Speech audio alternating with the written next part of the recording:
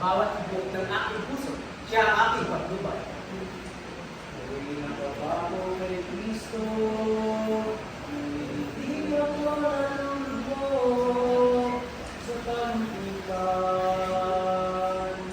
Dahil sa kanyang pag-ibig kung kapag ako'y nakatayo at naniniwala sa kanyang pangako, walang hanggan.